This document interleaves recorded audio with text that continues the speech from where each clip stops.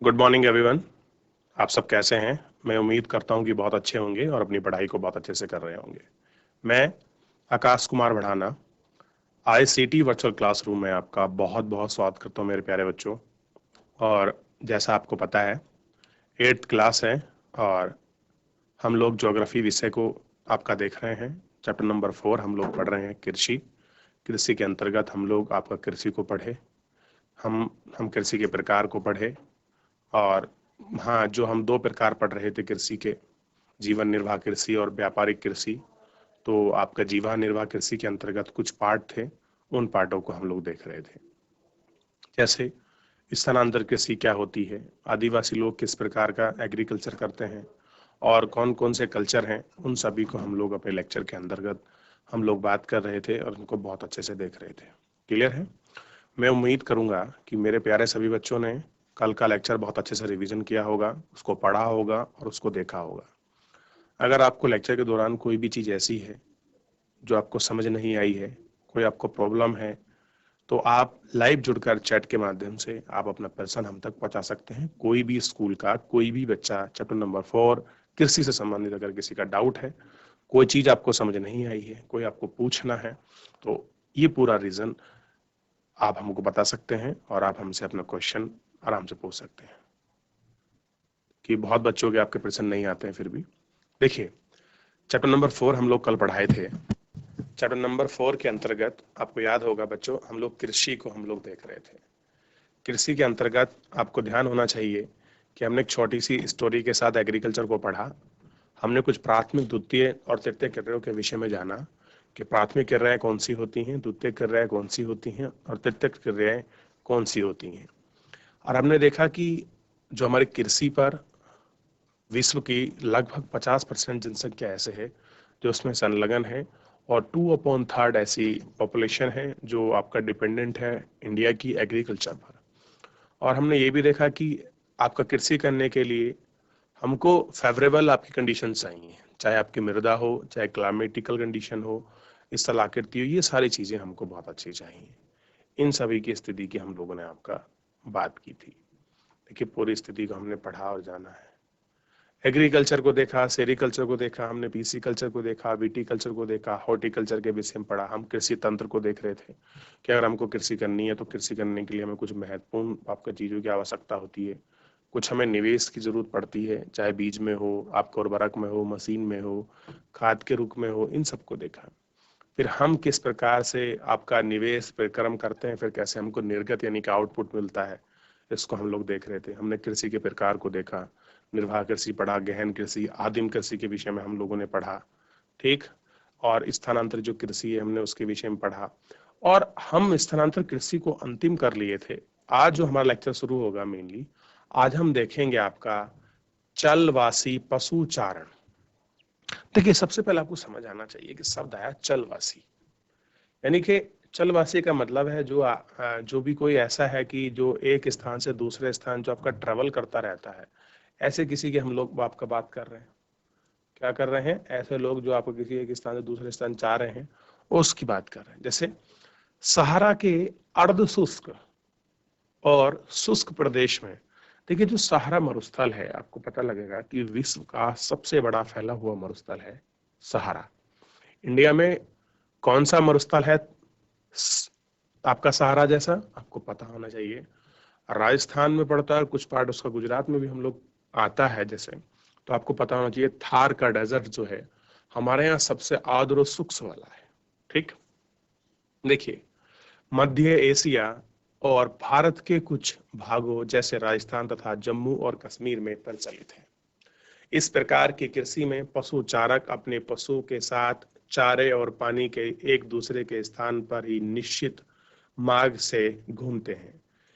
इस प्रकार की गतिविधियां जल विधायक बांधाव भूभाग प्रतिक्रिया स्वरूप से उत्पन्न होती है। पशु चारक मुख्यतः भेड़, ऊंट, मवेशी, याक और बकरी पालते हैं।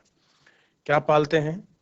चाहे आपका भेड़ हो, इसको पालते हैं, ऊंट हो, आपका मवेशी हो, याक हो, बकरी हो, इन सब चीजों को पालते हैं। ठीक। क्योंकि देखिए, जैसी जलवायु होगी उसके अनुसार ही हम लोगों को जो जानवर हैं वो पाले जाते हैं। क्योंकि जिस कंडीशन में जैसा वहाँ का जलवायु होगी उसी के अनुसार ये लोग आपका रहेंगे और वैसे ही हमको दिखाई देगा। ठीक, ये क्या स्थिति में पूरी रहेगी, इसको थोड़ा सा हमें समझने की आवश्यकता है। ठीक, अब देखिए, ये पशु चारकों और उनके परिवार के लिए दूध, मांस, ऊन, खाल और अन्य उत्पाद उपलब्ध करवाते हैं। कह रहे हैं कि ये लोग वो हैं जो आप देखेंगे, यही दूध उपलब्ध करवाते हैं पशुपालक उन परिवारों के लिए, मांस उपलब्ध करवाते हैं, खान और जो ऊन, खाल, ये सब चीजें उपलब्ध करवाते हैं। थोड़ा देखना है, इसमें एक चीज है वाणिज्यिक कृषि। क्या है? वाणिज्यिक कृषि, कमर्शियल एग्रीकल्चर। देखिए, पशु चारक में क्या होता है कि वो एक स्थान से दूसरे स्थान जाते हैं। अब जैसे कि आपने, अगर मैं थोड़ा इसका विस्तार रूप से आपको बताऊं, तो बच्चों हमारे यहाँ उत्तराखंड में होता है ये चीजें, कि क्या होता है कि जब बरसात हो, जब आपका शीत ऋतु आती है, तो जो हमारे यहाँ जो गुजर, जो आपकी जनजाति मिलती है, भोटिया जो लोग होते हैं और ऐसे कुछ थारू करके हैं ये लोग, ये जनजाति के लोग क्या करते हैं, मेनली ये पशु चरवाह लोग हैं। इनका जीवन यापन जो मुख्य है वो आपका पशुपालन से ही, जो इनका मेनली आय है। ये क्या करते हैं, सर्दी के मौसम में नीचे की तरफ आ जाते हैं, क्योंकि पूरे ऊपर पहाड़ में बर्फ आ जाती है, बर्फीली हवाएं चलती हैं, तो जानवर आपके सरवाइव नहीं कर पाते, ये नीचे आ जाते हैं। और जैसे ही आपकी गर्मी आना शुरू करती हैं, तो ये लोग ऊपर की तरफ आपका चढ़ना शुरू कर देते हैं। और यही इनका पूरे वर्ष का यही रूटीन रहता है कि 6 महीने ऊपर रहते हैं हाइट पर और 6 महीने फिर नीचे रहते हैं। इस तरह से अपना जीवन करते हैं, इसी तरह से अपना गुजर बसर करते हैं। ठीक, अब ये तो हमने देख लिया, आपका जीवन निर्वाह कृषि के पूरे प्रकारों को हम लोगों ने पढ़ लिया, उसको जांच लिया। अब हम बात करेंगे वाणिज्यिक कृषि की, कमर्शियल एग्रीकल्चर। ठीक, अब देखिए, वाणिज्यिक कृषि में फसल उत्पादन और पशु पालन बाजार में विक्रय हेतु किए जाते हैं। किसमें किए जाते हैं? कि जो आपकी कमर्शियल एग्रीकल्चर है, इसमें चाहे आपके फसल का वो आपका प्रोडक्शन हो, ठीक, पशुपालन आपका बाजार हो, और विक्रेता हेतु इसमें उत्कृष्ट क्षेत्र हो या आर्थिक अधिक महापूंजी का उपयोग किया। अधिकांश कार्य मशीनों के द्वारा किया जाता है। कह रहे जितना भी अधिकांश जो काम होता है वो आपका किसके द्वारा होता है? मशीनों के द्वारा होता है। अब चाहे आप जितना भी आप कमर्शियल एग्रीकल्चर में देखिएगा, इसमें जितनी भी आपकी लेबर की जरूरत होती है, उस लेबर को हम कोशिश रहती है लोगों की कि हम लोग किससे कराएं? मशीन के जरिए कराएं। वाणिज्यिक कृषि में वाणिज्यिक अनाज कृषि, मिश्रित कृषि और रोपण कृषि शामिल है। कैसी शामिल है? आपका जो रोपण कृषि है वो भी शामिल है। चित्र आपका 4.5 रोपण। देखिए, आप गन्ने को देख सकते हैं, ये गन्ना है, किस तरह मशीन से बूता है, किस तरह काटा जाता है, इन सबको आपको देखना चाहिए। और मेरी कोशिश रहेगी कि मैं एक आपको वीडियो वगैरह कुछ इसके माध्यम से दिखाऊं कि मेनली होता कैसे है।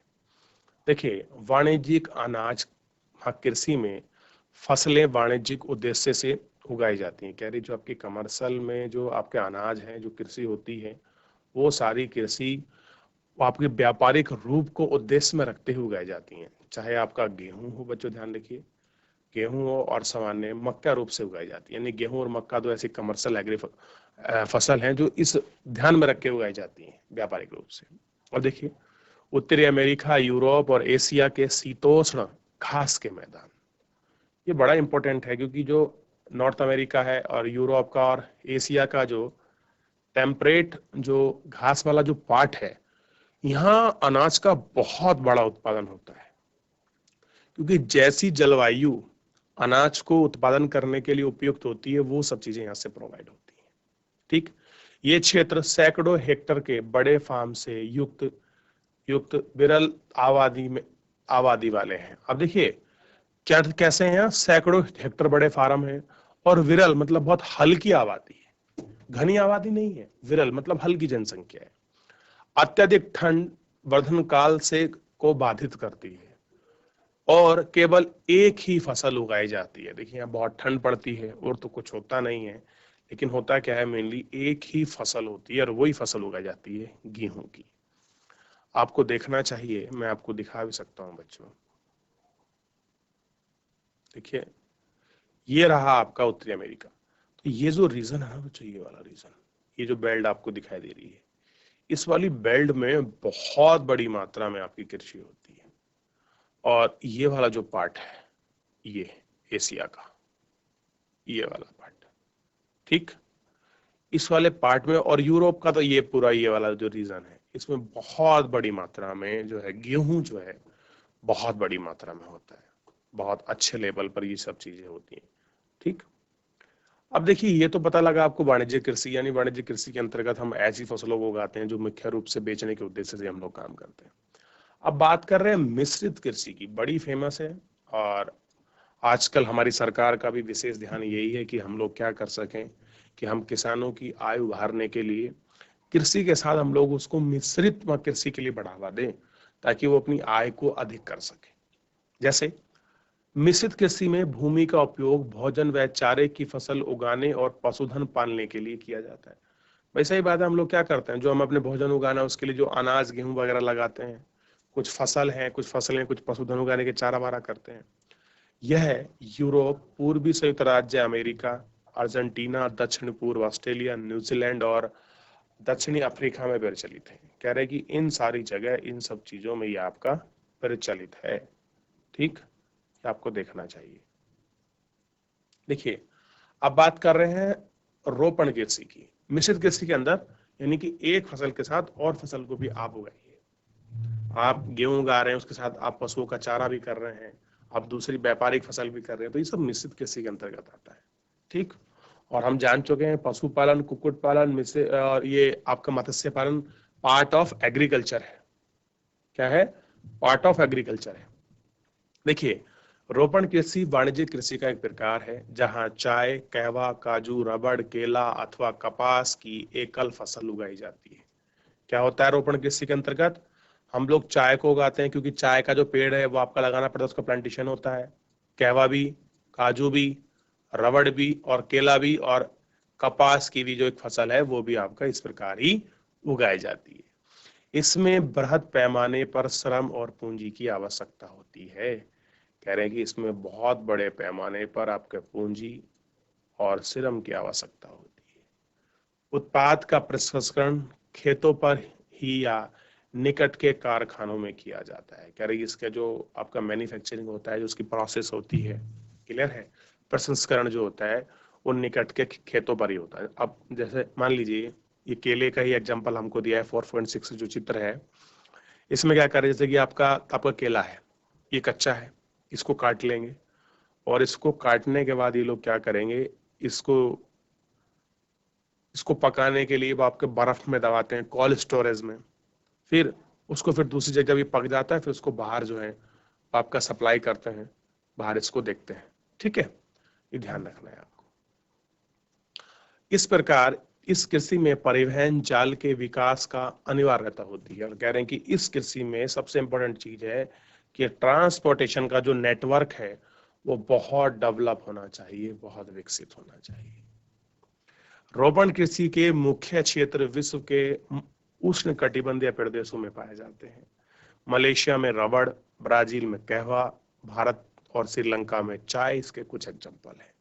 क्या रोपण कृषि के अगर हम एग्जाम्पल की बात करें तो रोपण कृषि मेनली कहाँ होती है? उष्ण कटिबंधीय जो आपके प्रदेश हैं, इन प्रदेश में इस प्रकार की जो कृषि है वो आपका होती है, ठीक।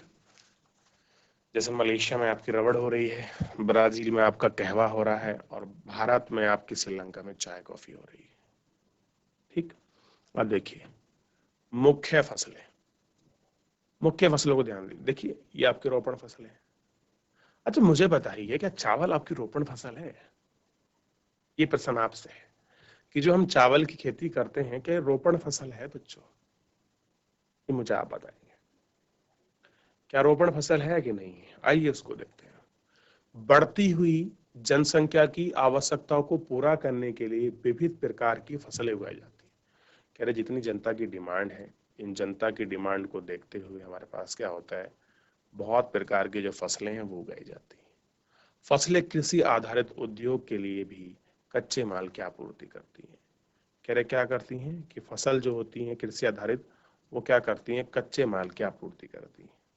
गेहूं, चावल, मक्का और बाजरा मुख्य खाद्यान्न फसलें हैं। क्या कह रहा है कि जो बाजरा है, चावल है, गेहूं है, वो मुख्य खाद्यान्न फसलें हैं। जूट और कपास रेशेदार फसलें हैं। कह रहे जूट और अगर जो आपका कपास है वो मुख्य रेशेदार फसलें हैं। ठीक, ये आपको थोड़ा सा ध्यान रखना है। चाय और कहवा ये मुख्य पेय फसलें हैं। कह रहे चाय और जो अब कहवा है ये मुख्य रूप से क्या है आपके, ये ऐसी फसल है जिनको हम पेय के रूप में यानी कि पीने में यूज करते हैं। भाई चाय, कहवा मतलब जो अभी कॉफी होती है, क्लियर है। और चाय हम लोग किस रूप में प्रयोग करते हैं, भाई पीने के लिए तो यूज करते हैं। और भारत में जितना प्रोडक्शन चाय का होता है हम उससे ज्यादा चाय आपकी पी जाते हैं। यानी जितना उत्पाद करते हैं उससे हम चाय पी लेते हैं। तो भारत में चाय का बहुत बड़ा चलन है। ठीक है, थोड़ा इसको देखिए। चावल, अब चावल तो सबको ही प्रिय है बच्चों, क्योंकि सबको दोपहर में भोजन के साथ चावल तो चाहिए ही, क्योंकि सबसे इंपॉर्टेंट फसलों के रूप में से अगर कुछ निकला है तो वो चावल निकला है। मानते हैं कि नहीं मानते? क्योंकि जो चावल है वो बहुत बड़ी अच्छी फसल के रूप में हमारे सामने आ रहा है। देखिए, यह विश्व की मुख्य खाद्य फसल है, और ऐसा नहीं केवल हमारी ये विश्व की क्या है, मुख्य खाद्य फसल है। उष्ण कटिबंधीय, उष्ण मतलब होता है गर्म, और कटिबंधीय माने होता है जौन, और उपोष्ण कटिबंधीय यानी कि जहां को ठंडा भी हो हल्का सा, प्रदेशों का मुख्य आहार है। चावल के लिए उच्च तापमान, देखिए अगर आपको चावल उगाना चाहते हैं तो टेम्परेचर कैसा होना चाहिए, अच्छा होना चाहिए। अधिक आर्द्रता, ह्यूमिडिटी अच्छी हो, और वर्षा की आवश्यकता होती है। क्या होती है? वर्षा की आवश्यकता। इसीलिए उत्तराखंड का जो रेड चावल है लोकल, उसकी विश्व डिमांड है, क्योंकि वो इस सारी टेम्परेचर की स्थिति को फॉलो करता है, लेकिन कुछ उसको हल्का अलग से चाहिए, जो मिट्टी हमारी जो पहाड़ की मिट्टी में है, जो हमारा एक लोकल आपका ट्रेडिशनल है। और विश्व बाजार में हमारे लाल चावल की बहुत मांग है। देखिए, यह है फसल चीका युक्त जलोढ़ मिट्टी, उसमें जल रोकने की क्षमता हो, सर्वोत्तम ढंग से बढ़ाई जाती है। यानी कि इसके लिए जलोढ़ आपकी चिकनी मिट्टी चाहिए जिसमें जल धारण क्षमता हो। उस जगह में क्या हो सकता है, आपकी बहुत अच्छे ढंग से कृषि हो सकती है। चीन चावल उत्पादन में अग्रणी है। कह रहे जो चाइना है, चाइना क्या है आपका ध्यान रखिए बच्चों, चाइना जो है बच्चों सबसे अग्रणीय है चावल उत्पादन में। इसके बाद भारत, जापान, श्रीलंका और मिस्र, ये कैसे हैं, इसके बाद अग्रणीय देश हैं।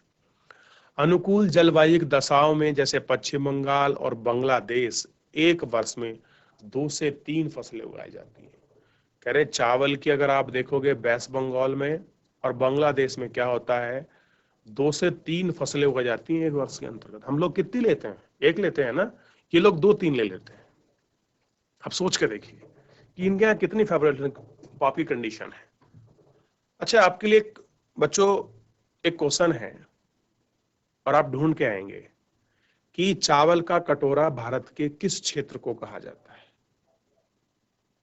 मेरा प्रश्न है कि चावल का कटोरा भारत के किस क्षेत्र को कहा जाता है, किसके लिए शब्द संबोधित होता है। ऑप्शन ढूंढ के आएंगे। देखिए, गेहूं के वर्धन काल के में माध्यम तापमान एवं वर्ष और शाक्य कीर्तन फसल की कटाई से तेज धूप की आवश्यकता होती है। इसका विकास अपरहा दुमपट मृदा में सर्वोत्तम ढंग से होता है। गेहूं संयुक्त राज्य अमेरिका, कनाडा, अर्जेंटीना, रूस, यूक्रेन, ऑस्ट्रेलिया और भारत में विस्तृत रूप से उगाया जाता है। कह रहे जी ये सब चीजें जो होती हैं, चाहे आपका ये जितना अर्जेंटीना हो, यूक्रेन हो, ऑस्ट्रेलिया हो, भारत हो, इन सब में आपका बहुत विस्तृत रूप से उगाया जाता है। भारत में यह है शीत ऋतु में उगाया जाता है। और कह रहे जो भारत में अगर आप इसको देखोगे तो भारत में ये आपका शीत ऋतु में उगाया जाता है। अब देखिए मिलेट, बात करें हैं मिलेट की, मिलेट क्या है, थोड़ा इसको देखिए। देखिए गेहूं के थोड़ा आपको ध्यान दीजिए, कुछ चित्र हमारे पास हैं। चावल की देखिए रुपाई हो रही है, पहले हम उसका पौध तैयार करते हैं, फिर उस पौध को हम लोग लगाते हैं। फिर उसके बाद गेहूं का देखिए किस तरह से आपका कट रहा है। ये जो आपका कंपाइन है ये काट रही हैं, ये गेहूं काट रही हैं। क्यों इसके अंदर स्टोरेज हो रहा है, और ये जो उड़ रहा है ये इसका भूसा है, ठीक है, इसको देखिए। और ये रहा बाजरे की केसी। बाजरा तो आप लोगों ने बड़े फेमस देखा होगा, सारी चीजें देखी होंगी आपने आराम से, ऐसा नहीं है कि किसी के अंतर्गत आपने कुछ ना देखा। देखिए, ये मोटे अनाज के रूप में भी जाने जाती हैं और कम उपजाऊ तथा बलुई मिट्टी में उगाई जाती हैं। ये ऐसी फसल है जिसे कम वर्षा, उच्चता से माध्यमिक तापमान और पर्याप्त सूर्य प्रकाश की आवश्यकता होती है। कैसी होती है कि इन सब चीजों की उनको बहुत जरूरत होती है और बहुत अच्छे से ये सारी चीजें हम लोग करते हैं, इनकी हमको तापमान आपका दिखाई देता है। ठीक, ज्वार बाजरा रई भारत में उगाए जाते हैं। नाइजीरिया, चीन और नाइजर इसके दो अन्य उत्पादक देश हैं। कौन कौन से? चाहे नाइजीरिया हो, चाहे चीन हो, नाइजर हो, ये देश भी ऐसे हैं जिनमें बहुत अच्छी मात्रा में आपका मक्का, बाजरा, ये सारे जो फसल हैं ये आपकी बहुत अच्छे रूप से जो है उगाई जाती हैं। क्या होती हैं बच्चों? उगाई जाती हैं। अब देखिए, मक्का की कृषि को आपने देख लिया है, ये आप कपास के इमेज हैं, थोड़ा इनको देख लीजिए क्योंकि कुछ बच्चे ऐसे ना नहीं देखते हैं, तो जब तक वो चीजें क्लियर नहीं होती, और इसीलिए हम लोगों को पढ़ाते समय वो पिक्चर्स दी होती हैं ताकि हम उनको पढ़ सके, रिलेट कर सके। अब देखिए, मक्का आपके सामने दिखाई दे रही है, कौन के नाम से हम लोग इसको जानते हैं। विश्व में इसके विभिन्न रंग की आपकी प्रजाति पाई जाती है। हमारे यहाँ तो मुख्यतः ये वाली होती है, किसी में इस तरह की होती है, किसी में व्हाइट होती है, अलग अलग प्रकार से, ब्लैक कलर में भी होती है। सबके क्या होती है, अलग जो आपका प्रकार है वो कौन होती है। ठीक, कौन हम बोलते हैं, कौन बोलते हैं मक्का को। ठीक, अब देखिए थोड़ा मक्का के विषय में पढ़ लेते हैं। इसके लिए मध्यम तापमान, वर्षा और अधिक धूप की आवश्यकता होती है। इसे सुअप्रवाहित भूमि, उपजाऊ मृदा की आवश्यकता होती है। मक्का उत्तर अमेरिका, ब्राजील, चीन, रूस, कनाडा, भारत और मेक्सिको में उगाई जाती है। कह रहे हैं कि इसके लिए अगर आप चाहते हैं कि आपको मक्का उगानी है, आपको उसकी एग्रीकल्चर करना है, तो तापमान मध्य होना चाहिए, वर्षा हो और अधिक धूप की आवश्यकता होती है। और ध्यान रखिए, इसके लिए मिट्टी भी हमको कैसी चाहिए, उपजाऊ चाहिए। और कह रहे हैं कि मक्का के लिए उत्तरी अमेरिका, ब्राजील, चाइना वाइना, ये मेक्सिको वगैरह ये देश क्या है, इनमें ये सारी चीजें उगाई जाती हैं और उसके लिए बड़ी अच्छी है। अब बात करते हैं कपास, जिसको हम बोलते हैं कॉटन। क्या बोलते हैं? कॉटन। इसकी वृद्धि के लिए उच्च तापमान, यानी कि अगर आप कॉटन चाहते हैं तो इसके लिए आप चाहते हैं कि कैसा हो, हाई टेम्परेचर हो, हल्की वर्षा हो, 200 से अधिक 2 दशल पाला रहित, यानी कि 200 दिन जो फसल हो पाला रहित हो, ठंड ना लगे इस पे। दिन में चमकीली धूप आवश्यक है, यानी कि धूप भी इसको चमचमाती ही चाहिए। और काली जलोढ़ मृदा सर्वोत्तम उगाई जाती है। कैसी हो? काली हो मृदा। इसलिए आप देखिए, ये कंडीशन जो होती है आपकी कपास, गुजरात, तमिलनाडु, कर्नाटक, वेस्ट बंगाल, इन क्षेत्रों में बहुत बड़ी मात्रा में उगाई जाती है क्योंकि ये बिल्कुल वैसी ही फेवरेबल कंडीशन में है।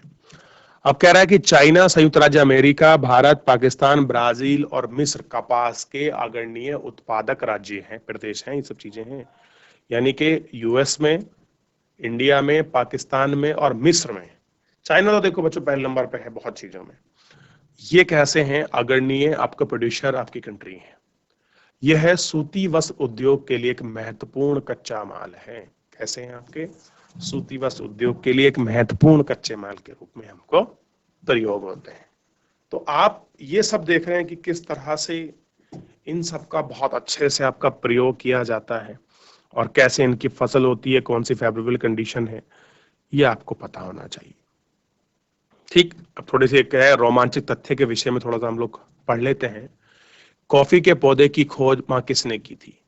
कॉफी के खोज के विषय में विभिन्न कहानियां प्रचलित हैं। देखिए, आज आपको हिस्ट्री ऑफ कॉफी के बारे में पता चलेगा।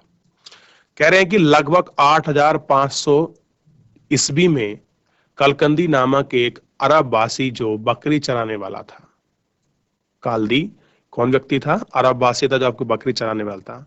अपनी बकरियों की अनोखी उछल कूद और हरकत को देखकर परेशान था। एक दिन उसने उसे भी सदा रहित पौधे की फलियों को चख कर देखा और उनने देखा कि एक कुछ ऐसी फलियां हैं जो हरी हैं और उनको फल रहित हैं, मतलब उनको चेक किया, जिन्हें बकरियां प्रतिदिन खाया करती थी। और क्या था, जो बकरी हैं उनको प्रतिदिन खाती थी। उसने आनंद का अनुभव के बाद अपनी खोज के विषय में संसार को बताया, और जो उसने खोज की, उस खोज के बाद उसने लोगों को कॉफी के विषय में बताया कि ऐसे कॉफी है, ये चीज मेरे को मिली है, ऐसा कुछ है। तो इतना आपको पता होना चाहिए कि जितना हम लोग अभी तक पढ़े हैं, ये हम लोग कहाँ तक इसमें हो गए हैं, ये आपको ध्यान रहे। ठीक, ताकि आप किसी भी चीज को ना भूलें, बहुत अच्छे से याद करते रहें। तो हमने आज कपास को देख लिया, मक्का को देख लिया, मिलेट को देख लिया, गेहूं को देख लिया, चावल देख लिया, रोपण कृषि के विषय में पढ़ा, मिश्रित वाणिज्यिक कृषि के और चलवासी कृषि के साथ हमने अपने टॉपिक को प्रारंभ किया था। तो आज हमने बहुत अच्छे खासे जितनी फसल है उन फसलों को, उनके विषय में पढ़ा, उनको जाना और उनको देखा। तो बच्चों, आज आपको इस टॉपिक के अंतर्गत आप लोगों ने जो आपकी आजीविका वाली जो आपकी कृषि है उसके सारे प्रकारों को आप लोगों ने पढ़ा बहुत अच्छे से। और साथ ही में आप लोगों ने जो वाणिज्यिक कृषि के जो बहुत सारे प्रकार हैं, कौन कौन सी वाणिज्यिक आपकी फसलें हैं, चाहे आपकी कपास हो, जूट हो, आपकी कॉफी हो, चाय हो, इन सबको देख रहे हैं। और इसके साथ हम लोग ये भी देख रहे हैं कि इनको फसल उत्पादन करने के लिए किस प्रकार की अनुकूल परिस्थितियों की आवश्यकता होती है। और साथ ही में हम लोग ये भी देख रहे हैं कि इन फसलों को आपका उगाने के लिए हम क्या क्या और ऐसा करें कि जिनसे हम और देश में भी इनको चीजें करें, क्योंकि अगर हम लोग उनकी पूरी कंडीशन को अच्छे से आपका समझ सकते हैं तो फिर हम लोगों को इस प्रकार की कृषि करने में बड़ी आसानी होगी। और साथ में हमने ये भी देखा कि कौन कौन से ऐसे उत्पादक आपके देश हैं जो इसमें अग्रणी रूप से हैं। अभी तो हम लोग विश्व परिप्रेक्ष्य में बात कर रहे हैं, फिर आगे हम लोगों को मौका मिलेगा तो हम लोग सारी फसलों को, इन्हें हमारे प्रदेश में कौन कौन सी फसल होती है, कहाँ कहाँ किस प्रदेश में कितनी फसल हो रही है, कैसे उसका प्रोडक्शन हो रहा है, किस प्रकार की और चीज़ों की आवश्यकता होती है, इन सबको हम लोग अपने लेक्चर के माध्यम से पढ़ेंगे और जानेंगे। क्लियर है? तो बच्चों, जो दो प्रकार हैं कृषि के, आप कृषि के दोनों प्रकार को अच्छे से पढ़ पाए हो कि वाणिज्यिक आपका कृषि क्या होती है और जो जिसको हम बोलते हैं जीवन निर्वाह कृषि, आजीवक कृषि, उसके आप प्रकार को समझ पाए हो। क्लियर है? और इसके सारे विषय हैं, आप इनको बहुत अच्छे से अंतर कर पाए हो, इनको जान पाए हो। चलिए, तो बच्चों ज्यादा समय ना लेते हुए सीधा आज हम जो हैं अपने लेक्चर को यहीं विराम करते हैं और मिलेंगे आपको बच्चों नेक्स्ट लेक्चर में। तब तक के लिए अपना ध्यान रखिए, स्वस्थ रहिए और अपनी पढ़ाई को बहुत अच्छे से करते रहिए। तो मुझसे जुड़ने के लिए आपका बहुत बहुत धन्यवाद।